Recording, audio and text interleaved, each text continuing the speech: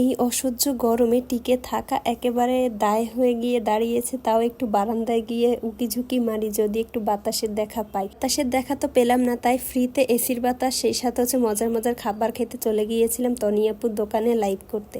আসসালামু আলাইকুম, কেমন আছেন সবাই? আশা করছি সবাই ভালো আছেন। এই যে দেখছেন বাতাসটা আসতেছে, সেটা কিন্তু কোনো সুখের বাতাস নেই, এটা হচ্ছে গরম তাপ।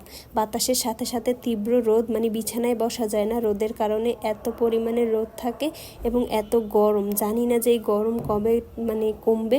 একটু প্রশান্তির জন্য গিয়েছি বারান্দায়, গিয়ে তো মন ভরে গিয়েছে, তবে শরীরে তো গরমে খাখা করতেছে। ঠিক এই গরমের মতো কিছু কিছু মানুষের হৃদয় জ্বলে পুড়ে খাখা হয়ে যায় যখন আমাদের সুখ দেখে।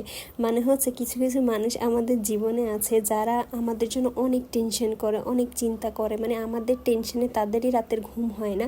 এরপর এসে নিজেদের সমস্যা আমাদের ঘাড়ে দিয়ে তারপর হচ্ছে নিজেদের সমস্যার সমাধান করে। ধরনের মানুষ আমাদের চারপাশে বহুত আছে। না পারি এসব মানুষকে ইগনোর করতে, না পারি এগুলার সাথে বসে গল্প করতে।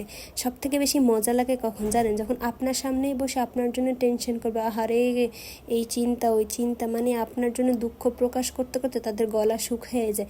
এরপর সুযোগ বুঝে কি করে, একদিন দুই দিন না যেতে নিজেদের সমস্যাটা আবার আপনার মাথায় উঠিয়ে দিবে এবং আপনার থেকে এটার সমাধান চাওয়ার জন্য বসে থাকে। এরপর আবার আপনার সামনে এসে 2 দিন পর পর খিখি করে হাসবে। তো এইসব মানুষের জন্য আমার একটা উপদেশ হচ্ছে, এদেরকে সবসময় ইগনোর করবেন এবং এরা যখন আপনার সামনে এসে আপনার জন্য সিম্প্যাথি নিতে চাইবে, তখন ওদের মুখের উপরে একটা শরম লাগাই দিবেন, যাতে ওরা দ্বিতীয়বার এই কাজটা না করে। যাই হোক, অনেক উপদেশ দিয়ে ফেলেছি, এখন চলেন রান্না বান্নার কাজে। আজকে আমি রান্না করব পাঙ্গাস মাছ ভুনা। এই পাঙ্গাস মাছটা হচ্ছে পাশের বাসার ভাবি যে আমার জন্য পাঠিয়েছে, ওনার বোনেদের প্রজেক্টের মাছ, সেটাই হচ্ছে রান্না করতেছি। তবে ট্রাস্ট মি, মাছটা অনেক বেশি মজা ছিল। একে তো হচ্ছে আপনার তাজা মাছ, আর হচ্ছে চাষ করা সুন্দর, ওদের ঘরোয়াভাবে, তো খেতে আমার কাছে বেশ ভালো লেগেছে। খাওয়া দাওয়া শেষ করার পরে এখন আমি নীলপদ্মকে নিয়ে চলে যাচ্ছি আমার লাইফ সেন্টারে, তনিয়াপুর দোকানে, ফরএভার তনিতে। সেখানে গিয়ে নীলপদ্ম এবং আমি ফ্রিতে এসির বাতাস খাবো। পদ্ম এখন বেশ একটু চালাক হয়েছে। চালাক বলার কারণ হচ্ছে ও এখন বুঝতে পারে, আমি রেডি হলেই বুঝে যে এখন বাহিরে যাবে এবং সে অনেক বেশি হ্যাপি হয়ে যায় যখনই দেখে সে বাহিরে যাবে। তো আমি রেডি হতেই দেরি, উনি এটা বুঝে যায় যে উনি বাহিরে যাবে এবং ওনার যেতেই হবে। কথা বলতে পারে না, তবে এক্সপ্রেশন দিয়ে বুঝিয়ে দেয় তাকে নিতে হবে।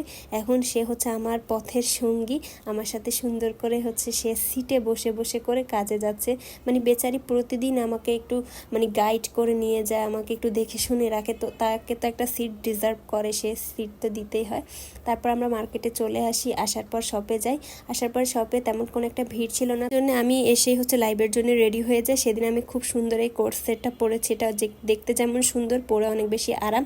লাইভ শেষ করার পরেই সন্ধ্যা হয়ে গিয়েছে। তো এখানে শান্তাপু বাসা থেকে চানাচুর এবং হচ্ছে চাল ভাজা নিয়ে এসেছে, দুইটা মিক্সড করে খেতে কিন্তু বেশ মজা।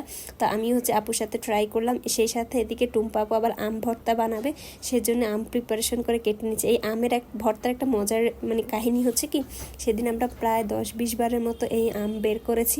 যখনই আমটা বের করি ভর্তা বানাইতে, তখনই কাস্টমার চলে আসে আর আমাদের বানানো হয় না। ফাইনালি হচ্ছে এরপর আমরা আম ভর্তাটা বানাতে সক্ষম হলাম এবং অনেক মজা হয়েছে। আম ভর্তা খাওয়ার মাঝখানে তানভীর সাহেব বাবা চলে এসেছে, আমাদের ফোন দিল নিচে নামার জন্য। তো আমি এবং নীলপদ্ম তাড়াতাড়ি করে আম ভর্তা খেয়ে ওর আব্বুর কাছে চলে গিয়েছি। এবং ওর বাবার সেদিন প্রচুর মাথা ব্যথা করতেছিল এবং মেয়েকে বুকে জড়ায় ধরে তার কাছে অনেক শান্তি লাগতেছে এবং তার মাথা ব্যথা নাকি কমে গেছে অনেকটাই। সবাই মা বা এবং মেয়ের জন্য দোয়া করবেন এবং মাশাআল্লাহ বলতে ভুলবেন না। তো আজকের ভিডিওটাও আমি এখানেই শেষ করছি। আশা করছি ভিডিওটা আপনাদের সবার কাছে ভালো লেগেছে। সবাই ভালো থাকবেন, সুস্থ থাকবেন আর আমাদের জন্য দোয়া করবেন। আল্লাহ হাফেজ।